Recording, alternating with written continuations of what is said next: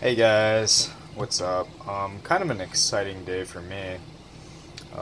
I've been after a ZDP 350 for almost 5 years now, and I did get out of collecting, so I wouldn't say I've been actively seeking it for 5 years, but now that I have it, I'm just blown away. ZTs back when this was being made were so different than what they're making now. I mean, now it's like they're going for more of the custom look and feel, like the high end. And this was just a rugged, you know. Well, I never thought of this as a hard use knife. Because if you've ever handled one of these, the construction to me reminds me of the Spyderco Tenacious, but just thicker. And I just don't see that as being hard use. There's actually a video on YouTube of these two knives going head to head on the cold steel testing.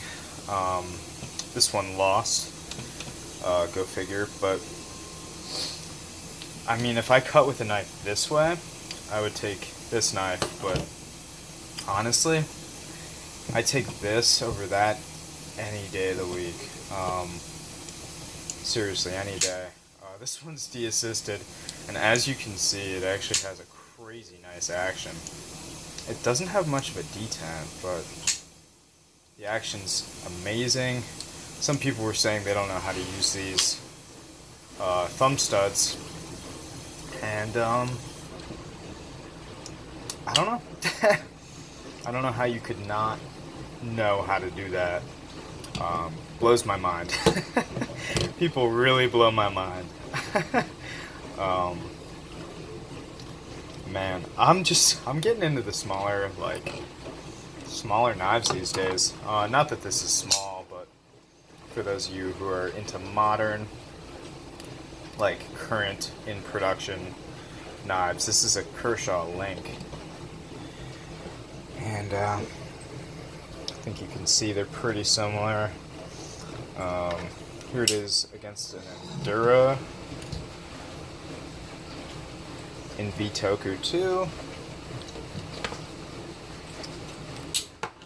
Let's see, here it is against the Anthem. It's not a small knife. Honestly, it doesn't even look any smaller than any of the knives I just showed you. It's a really... I don't know how to explain it. It's interesting. You can definitely see kind of the things that have been phased out design-wise that are in this knife. For instance, no one holds a knife like this. I don't know if any of you guys remember, but the whole tactical phase of everything. I just can't get over that action. Man, I've just been waiting for one of these for such a long time.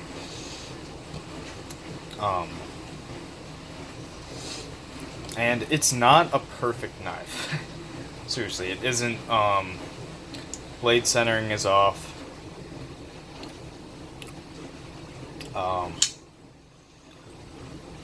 And let's see.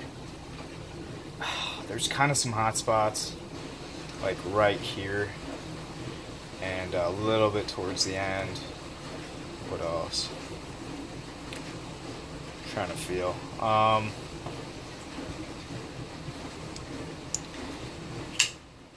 I think there was a little bit of side to side when I first de-assisted this guy, but I have since fixed that.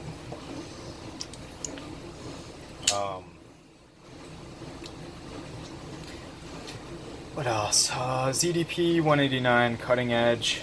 Look at that polish. It's not mirror polish, but I'd say it's getting there. Sorry. There we go. Oof, that side's rough. Not looking good, like right there. Number 78. Don't know how many were made. I know these are very limited. In fact, a lot of people don't even know these exist. Especially the LMAX. So I just wanted to put a video out kind of talking about that.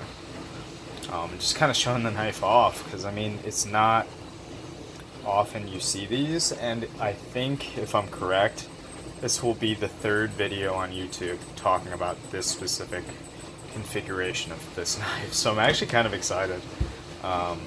Most of what I put out is like, seen it a million times, seen it 2.8 billion times, beat to death last year, late to the game with this. It's just, you know, another one from last year.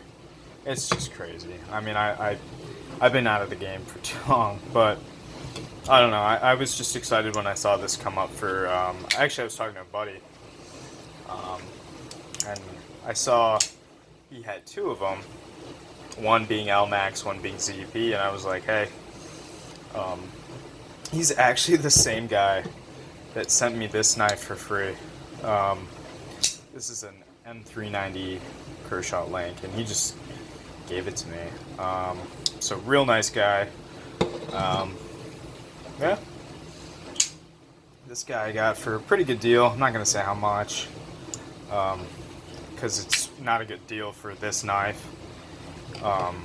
In terms of it being a 350, it's a good deal for how rare this knife is.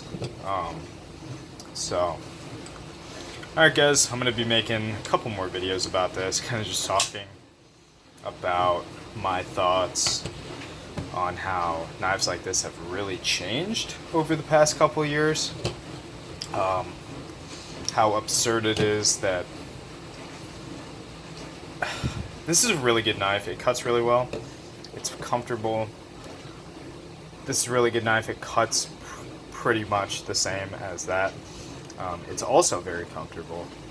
But I think it's just kind of absurd how Cold Steel just says this is a better knife because of the lock. I mean, this is so much more convenient to me that it's almost worth it. I mean, it is worth it. I like this knife more. But I'm just rambling at this point. Alright guys, I will see you in the next video. Let's get a nice view for you. There we go. Soak it all in. Ugh. Ooh. Damn.